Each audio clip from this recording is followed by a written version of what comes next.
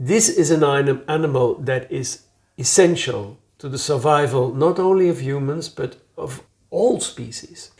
And we are treating this animal with lots of so-called care, but our care is like making it dependent of humans and making it sick. And then also genetically, we are going to make races that are gentile, that do not sting you, that produce a lot of honey. And what you get in the end is not a bee anymore. And it doesn't have the power to resist new illnesses and not the power to resist new predators.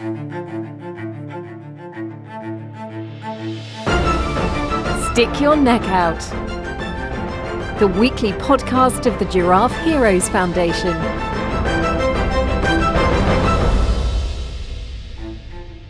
Welcome to the podcast to restore your faith in humanity. Welcome to Stick Your Neck Out. This week, I'm your host, Jean-Pierre Aguiar Durañona. The Giraffe Heroes Foundation has engaged for climate adaptation and the regeneration of a healthy environment. We started a crowdfunding campaign, the Giraffe Heroes Fighting for Climate Adaptation. This campaign shall be the first in a series of events through which a wider audience shall be brought into the fold of a growing movement for a healthier, more resilient environment. 6 personalities from Switzerland, Belgium and Spain join hands for a common cause: ecology and climate adaptation. An initiative to save the bees, to save the trees and our environment. With you, we want to support their fight and amplify their impact. One of these 6 people is sitting now in front of me, Giraffe hero Dimi. Welcome to our podcast. Thank you. You are a filmmaker who managed to produce your film with funds from the crowd. You started a campaign to produce your film Not Your Bee, and the people made it possible for you to do it. What is Not Your Bee about? It's mainly about who do insects belong to. It's about having an environment and humans gradually taking over the environment and leaving less and less space for animals, in this case for bees. And the interesting thing with bees is because they're honeybees, we tend to see them as cattle. And in Europe, there has been a great population of wild honeybees. We're talking about 1,000, 2,000 years ago. But then the bee was kind of catalyzed or domesticated. And now all the honeybees are domesticated and there's no more wild honeybee left. And when I was in Asia a few years ago, I saw that the relationship of the beekeepers with bees was completely different in Asia. They were cooperating and they didn't lose their wild status. And I was interested in, how is that in Europe? Do we still have these wild bees, or are people trying to find out about it? And that's when I started researching, and I found 5, 6, then 7, then 8 people who were working with honeybees without being interested in honey. And Not Your Bee is a film following these people who don't know each other, and each in his or her fashion cooperates with honeybees and is trying to make the rewilding of honeybees possible. So you think if the people see your film, they are going to be able to rethink their relationship to the bees? Well, there have been quite some films about bees, so I think that part of the preliminary work has already been done. Films like, there's Honeyland right now, but there have been More Than Honey, for instance, was a movie that really hit the high public, and people started thinking of bees not as those dangerous, stingy animals, but as very important for the planet. It even had this quote of Albert Einstein on the cover of that movie saying that when the bee dies out, then humanity has 4 more years to live and that's it. Because they are so important for pollination. And I was hoping to to get a step further than that and not having to explain all that again. So my film starts a little bit with these people. They're talking about their own projects, and since none of them is taking honey out, as the spectator will not have to pass through all this kind of beekeeping and all the problem with varroa and all the problem with honey, etc. No, from the first second, we're right into the heart of the matter now. Where are the wild bees of Europe gone? So where are they? Good question. Well, it might be that in some forests, in remote forests, far away in Scandinavia or Poland, maybe in Romania, maybe there are some really wild bees left that have never been domesticated. But up till now, I haven't heard of them. So the thing is that what I believe and what these people who I film with say, that the races of Carnica and Buckfast and all these honeybees that beekeepers work with, they have kind of taken over. And of course we have a lot of wild solitary bees in Europe. These are not honeybees, they live from nectar, you have wasps, you have hornets, you have all kind of bee-like insects. But the honeybee as such in a wild status is not anymore in Europe.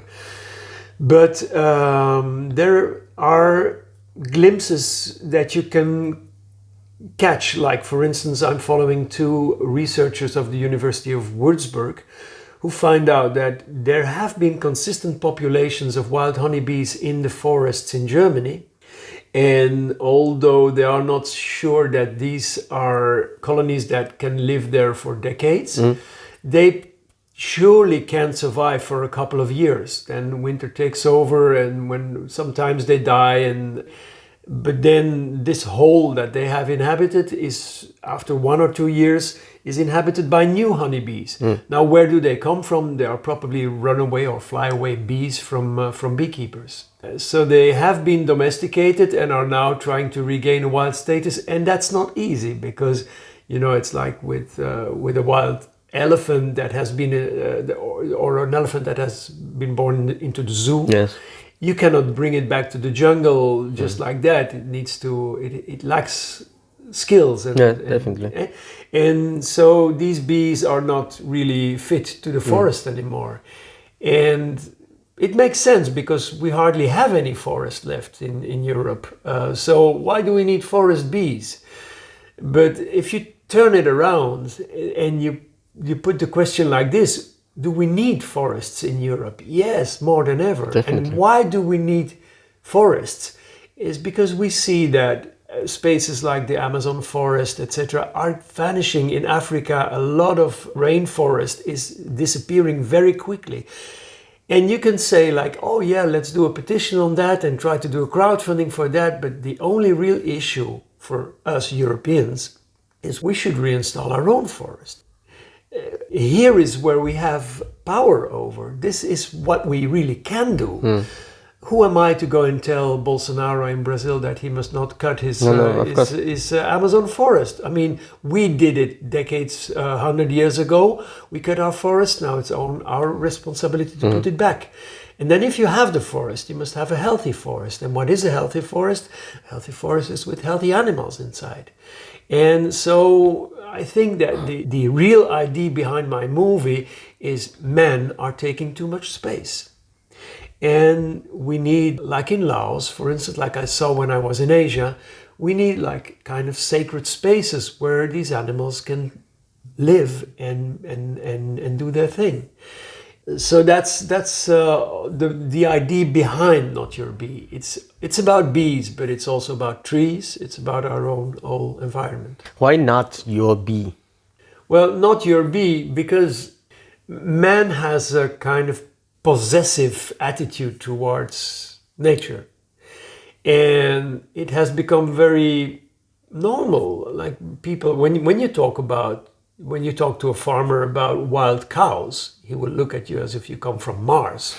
Because wild cows, where can you find them? Probably in some steppe in Africa. You can still find wild cows, but still, cow has been domesticated, and now we have a lot of problems with cows, like diseases, and we are treating them with antibiotics. And that's exactly what beekeepers are doing. They are saying, if we don't put these products on our bees, they will die. If we don't treat them with this, if we don't treat them with that, we have to feed them, and so they make it sound as if they are caring for the bees, and they bees. They are caring for their bees, but actually they are caring for their honey. Yeah. And the production of honey with beekeepers has quadrupled in a couple of decades. In past days, it was okay to have 5 kilo of honey a year, and now it's 25. If you don't have 25, you're a bad beekeeper. In Laos, people don't take out 25 kilo out of a beehive. They are very happy with 3 or 4 kilo. Yeah, that's enough. And even that is to be discussed, like what is our right to that honey? I mean, it's okay to occasionally take some honey, but if you are using them as cattle, whereas this animal is so very important for the pollination of the planet. Now, we're not only talking about honeybees, also the solitary bees and even mosquitoes do pollinate. But then the next thing will be, let's kill all the mosquitoes. Yeah. So maybe my next film will be Not Your Mosquito. Yeah. No, it's about this, Jan-Pierre, that this is an animal that is essential to the survival not only of humans, but of all species. And we are treating this animal with lots of so-called care, but our care is like making it dependent of humans and making it sick. And then also genetically, we are going to make races that are gentile, that do not sting you, that produce a lot of honey. And what you get in the end is like a fly, it doesn't sting. Yeah. It's not a bee anymore. It's not a bee anymore. And it doesn't have the power to resist new illnesses and not the power to resist new predators.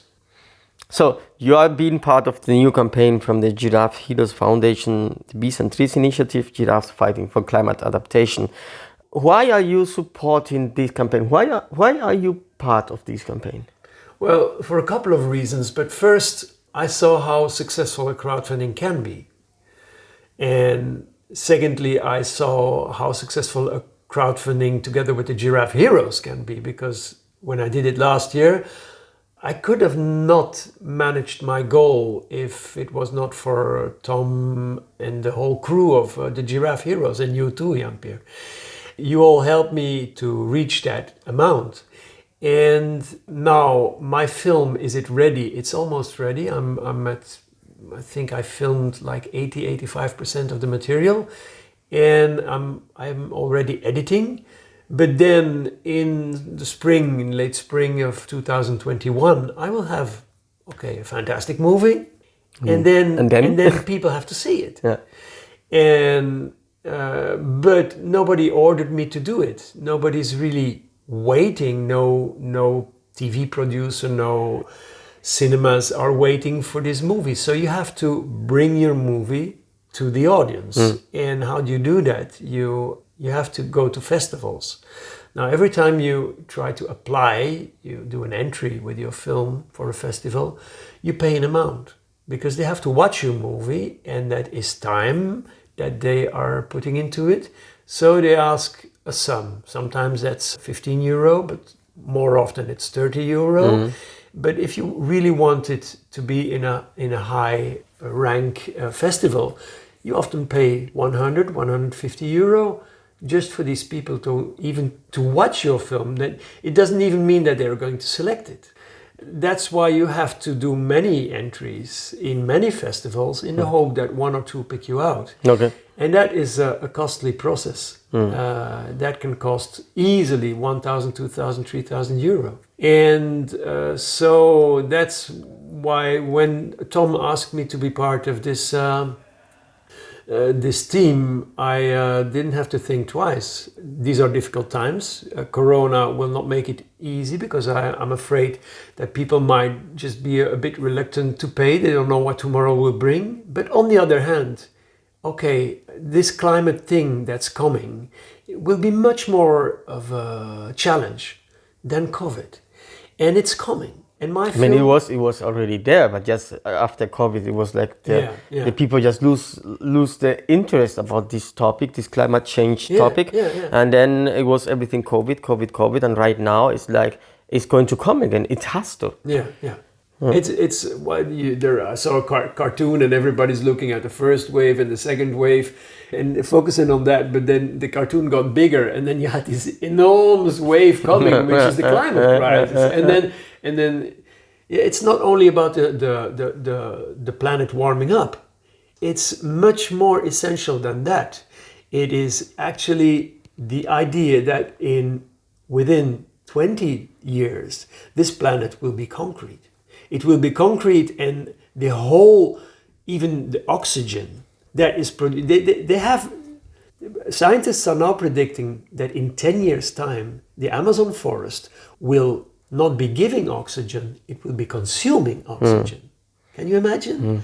So that's the lung of the planet. And you can talk about, having that cured, but it's much more easy to tend your own garden. And so that's why I really want to ask people to fund this Giraffe Heroes for Climate and Ecology, because the people here they are really making a difference. People like Andre, like Hendrik, people like Costco, they are really working in the field. Chris also with education. So they are on all the fields.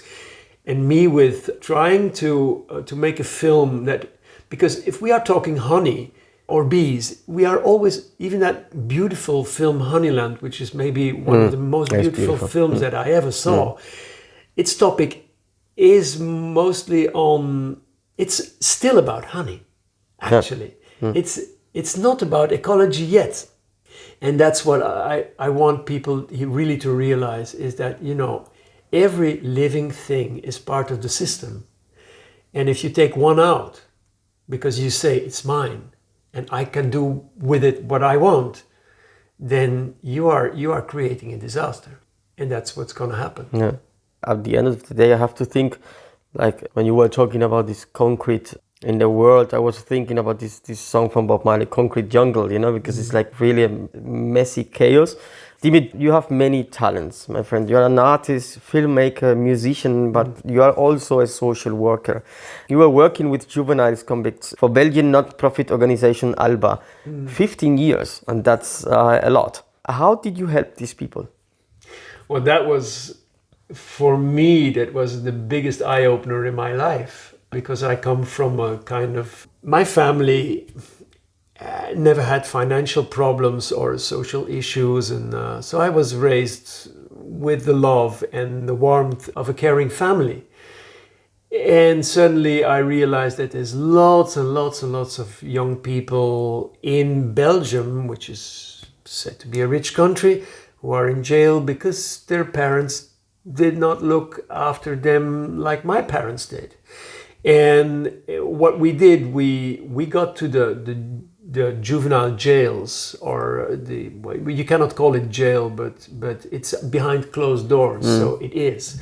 And we proposed these young people to regain their freedom, and we did long hikes through Europe. 3 times I went with 2 kids, like 16, 17 years old kids with a backpack, and we walked from Belgium to Spain. Oh. We walked from Romania to Belgium in one row, like 4 months in a row. And for me, that was like, at Alba, I found a family that I didn't know I was missing.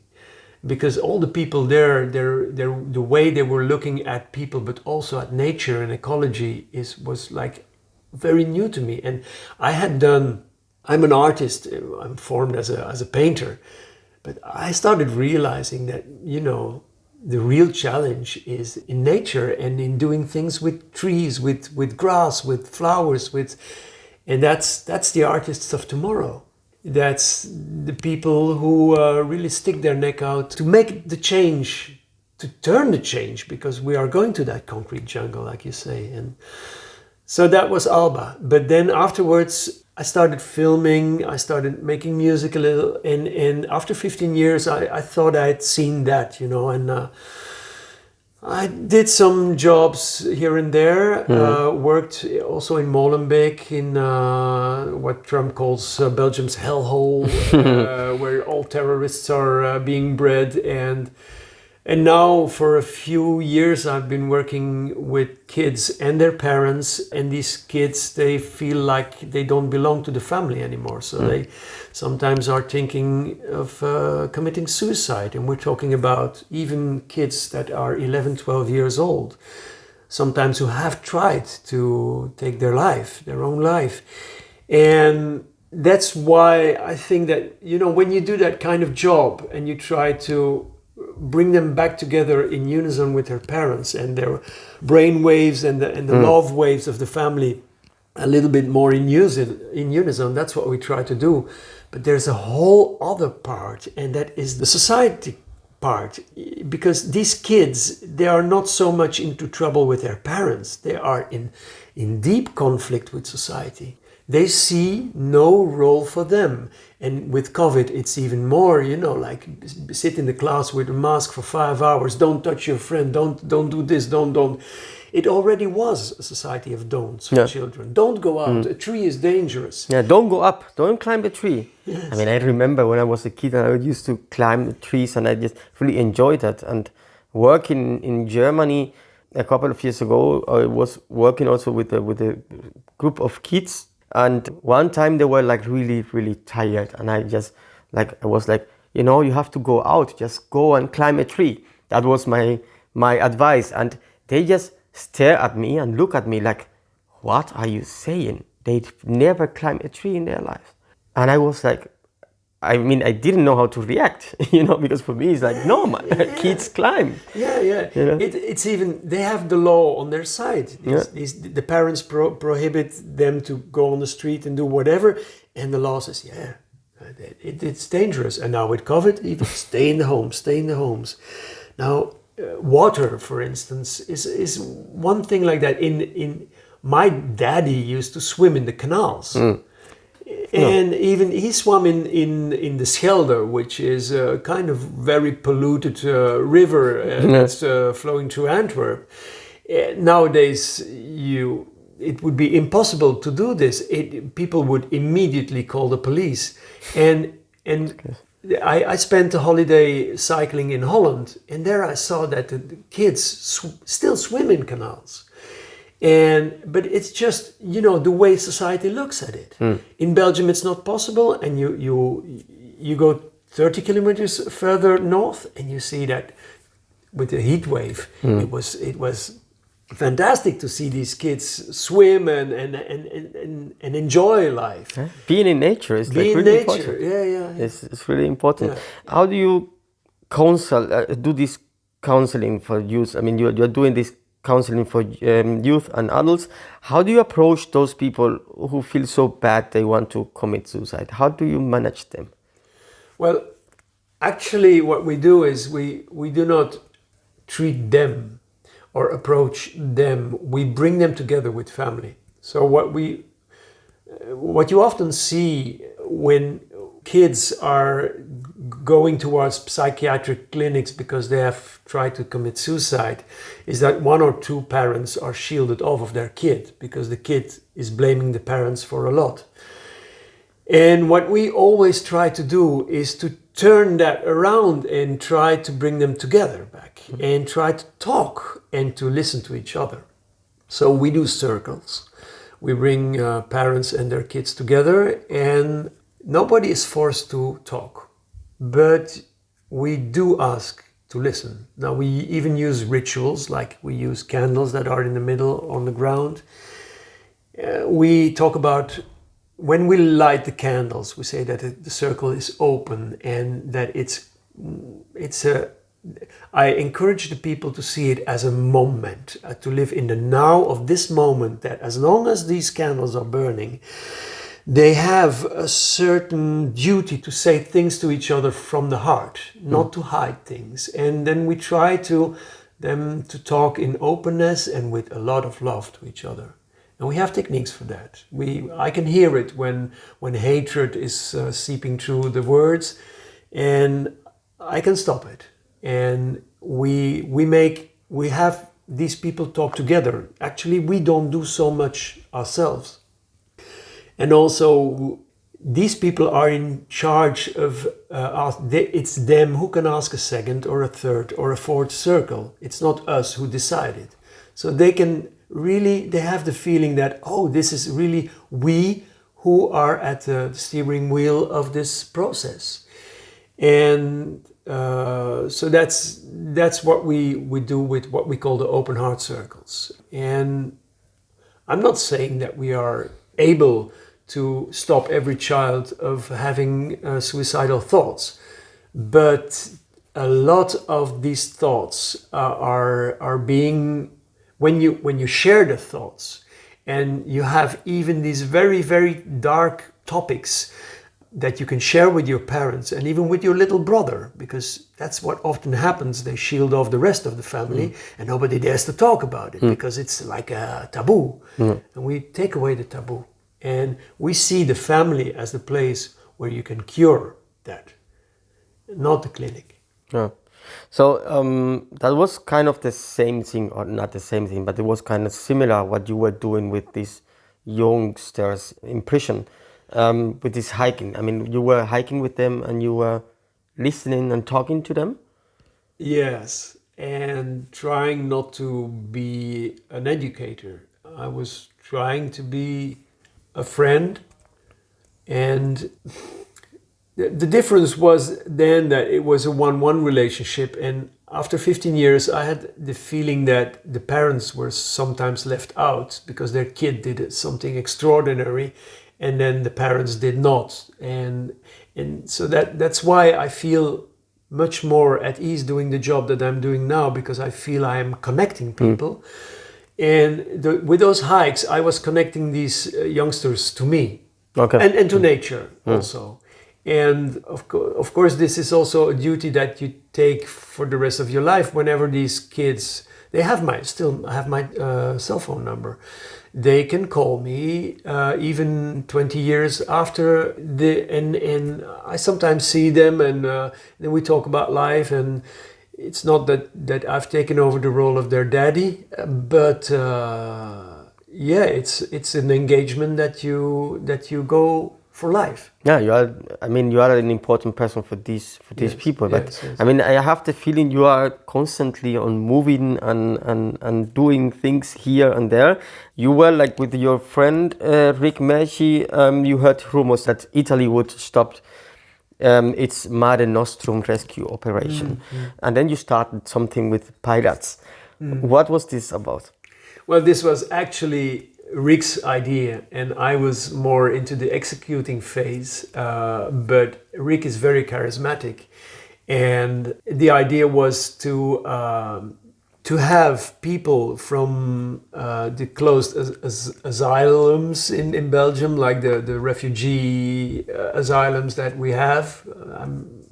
I'm talking, the word asylum is not correct. It's like the camps where they stayed. And Rick had worked in that sector, and he knew a couple of these families and individuals. And we brought them all together, and we did like a nightly action. It was like a guerrilla action with fake coffins. And we did like a reenactment of a funeral that happened in Sicily in that year. And we're talking about, well, I don't know the exact year. Was it 2014? 14. And so we had these coffins placed at night on the beach of Ostend. And when the sun rose over Ostend, then suddenly, there were like, what was it, like 16 or 17 coffins on the beach. And the news, we were all over the news that day, the national news and also in the newspapers, but for us that was the slipstream to bring our documentary, because we had interviewed all these people with the question of How did they survive the trip over the Mediterranean? And what were not the reasons why you had to do this, but mostly why did you came to play the risk and to risk your life? That was a documentary, Pozzallo Pirates, which is still, you can see it on YouTube. It's, I think, Ostend Pirates, I think it's called. It's on YouTube with English subtitles. Okay. Pozzallo Pirates. Yeah, you had like 18 coffins there. What were these 18 coffins symbolizing? What's the meaning of it? It was, Rick had seen a picture of 18 coffins of 18 people who had tried to, from Africa, to reach the coast of Europe and had been drowned. And their bodies had been put in these coffins and they were buried in Sicily. And actually these empty coffins bore their names. So Rick had found the exact names of those people who were buried, and they were kind of reburied, but in a press action, in a guerrilla action. With all these sad stories you listen and you know, you keep being a really happy guy. I have the feeling that you are a happy guy. I mean, I've met you like a couple of times and you're always like bringing this joyness. How do you manage to stay so optimistic? Well, that's my genes, I think. I don't know. I feel that, okay, you only live once and you live the life that you live. And I'm trying to, I put being happy on the first place. And honestly, I envy those people who are able to really fight. I don't see myself as a guerrilla hero like other giraffes are, because, you know, it's not that I like my comfort, because I can miss a lot of my comfort. I'd be happy with a tent and a bicycle and spend the rest of my days traveling with just a gas stove and nothing. I don't need a lot to be happy, but what brings joy to my life is singing. I need a guitar and I need to sing. I need art around me. I need friends around me. I have no children. I have a fantastic wife, but I need friends around me also. And whenever I meet people, the social thing comes on the first place. And bringing a message like ecological message, actually for me, it comes on the second place. Because first you have to make contact and be real and be, to establish a relationship. And in that relationship, you can bring a message. I find it a very difficult question that you ask. because being happy is just who I am. Now, does that mean that depression can never hit me? No. I mean, I had a mother who was struggling with depression, so it's probably my genes as well. Only it has not come after me up till now, and I fear the day that it might, but I enjoy every day that it don't. That was Giraffe Heroes Dimi Dumotier. Thank you for being here. Thank you, Jean-Pierre, for this interview. Dimi Dumotier, Rotsela, Belgium. Activist, artist, actor, filmmaker. Dimi has produced extraordinary documentaries on shoestring budgets. His present project is the film Not Your Bee, following his previous bee documentary about the issue with the wild bee that keep us. With our help, Dimi will be able to document the work of this movement, GECA, Giraffe for Ecology and Climate Adaptation, and promote his documentary Not Your Bee. We are inviting you to come on board, be part of the struggle for the common goal to keep the planet a human affair. If you want to be part of it, go to wemakeit.com, look for our project Climate Adaptation, the Bee and Tree Initiative, and have a look at the great rewards you can get while supporting us. Next week in our podcast, Tom Amat is going to be talking to Louis de Cordier, Costco, the guy who discovered the lost labyrinth of Egypt, the giraffe hero who is going to provide the land to place the first bees and trees reservoir in Europe, high up in the Alpujarra Mountains. That's it for today. You were listening to Stick Your Neck Out, the podcast to restore your faith in humanity. I am Jean-Pierre Aguiar Durañona. We are proud to share inspirational stories from remarkable individuals every week. Stories that come from many different places. If you like to tell us about your frontline hero, visit us at giraffe-heroes.eu. You'll find the Giraffe Heroes stories every Tuesday on Spotify, iTunes, our homepage, and every other place where you hear your podcast. Subscribe to the podcast so you don't have to look out for us. We'll be coming to you. Join us also on our social media. We are on Facebook, Instagram, and YouTube. Join us next week.